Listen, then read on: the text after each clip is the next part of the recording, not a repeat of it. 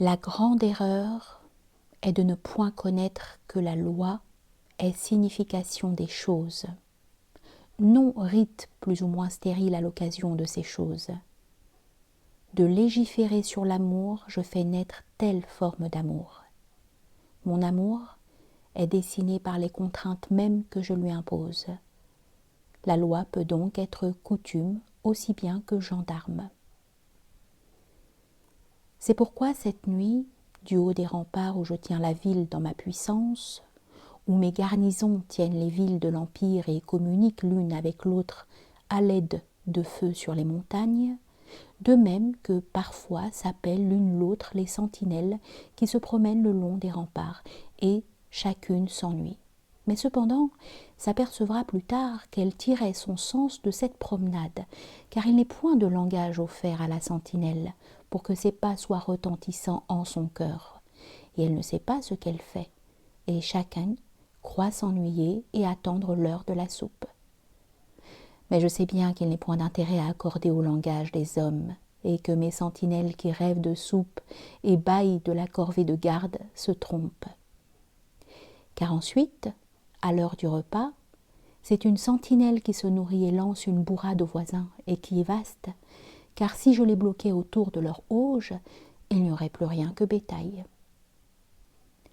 Dans cette nuit-là que l'Empire se lézarde, où pesante est l'absence de quelques feux sur les montagnes, car la nuit peut gagner de les éteindre l'un après l'autre, ce qui est éboulement de l'Empire, lequel éboulement menacera jusqu'au goût du repas du soir et jusqu'au sens du baiser que donne la mère à l'enfant, car autre est cet enfant qui n'est point d'un empire, et l'on n'embrasse plus Dieu à travers. Quand l'incendie menace, on use du contre-feu. J'ai fait de mes guerriers fidèles un cercle de fer, et tout ce que j'y ai enfermé, je l'ai écrasé. Génération transitoire, qu'importe les bûchers auxquels je t'ai réduite. Il faut sauver le temple de la signification des choses, car me l'a enseigné la vie. Il n'est point de torture véritable dans la chair mutilée, ni même dans la mort.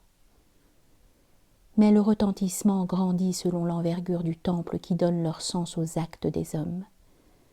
Et celui-là qui a été formé fidèle à l'Empire, si tu le tiens hors du temple, dans sa prison d'exil, tu le vois qui s'écorche au barreau et refuse de boire, car son langage n'a plus de sens. Et qui, sinon lui, s'écorcherait?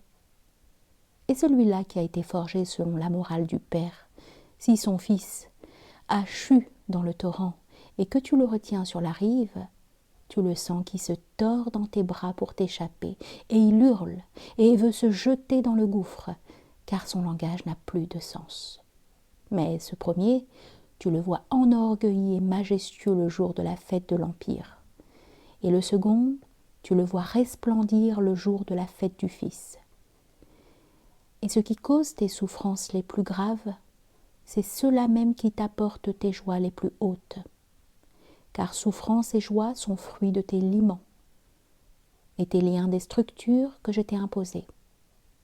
Et moi, je veux sauver les hommes et les contraindre d'exister, même si je les touche par la voie même de ce qui les fait souffrir, comme de la prison qui sépare de la famille, ou de l'exil qui sépare de l'Empire. Car si tu me reproches cette souffrance à cause de ton goût pour la famille ou pour l'Empire, je te répondrai qu'absurde est ta démarche, puisque précisément, je sauve ce qui te fait être. Génération transitoire, dépositaire d'un temple que peut-être tu ne sais voir, faute de recul, mais qui fait l'étendue de ton cœur et le retentissement de tes paroles et les grands feux intérieurs de tes joies, à travers toi je sauverai le temple. Qu'importe donc le cercle des guerriers de fer. On m'a surnommé le juste. Je le suis. Si j'ai versé le sang, c'est pour établir non ma dureté, mais ma clémence. Car celui-là qui maintenant me baise aux genoux, je le puis bénir, et il est enrichi de ma bénédiction. Et s'il en va en paix, mais celui-là qui doute de ma puissance, qui gagne-t-il? Si je lève les doigts sur lui, versant le miel de mon sourire, il ne le sait point recevoir, et il va pauvre. Car ne l'enrichit point dans sa solitude de désormais s'écrier « moi, moi, moi », à quoi il n'est point de réponse.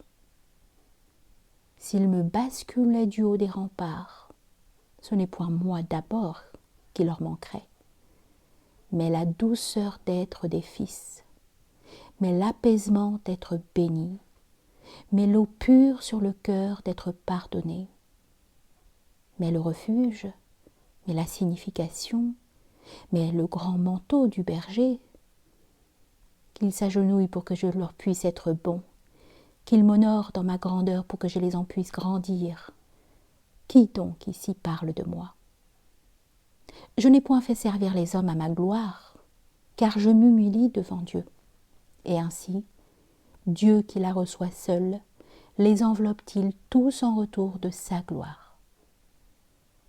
Je n'ai point usé des hommes pour servir l'Empire, mais j'ai usé de l'Empire pour fonder les hommes. Si j'ai prélevé comme mon dû le fruit de leur travail, ce fut pour le remettre à Dieu afin de le répandre en retour sur eux comme un bienfait. Et voici que de mes greniers coule un blé qui est récompense. Ainsi, en même temps qu'aliment se fait-il lumière, cantique et paix du cœur. Ainsi, de toutes choses qui concernent les hommes, car ce bijou a sens de mariage, ce campement sens de la tribu, ce temple sens de Dieu et ce fleuve sens de l'Empire. Sinon, que posséderait-il? On ne bâtit pas l'Empire avec les matériaux, on absorbe les matériaux dans l'Empire.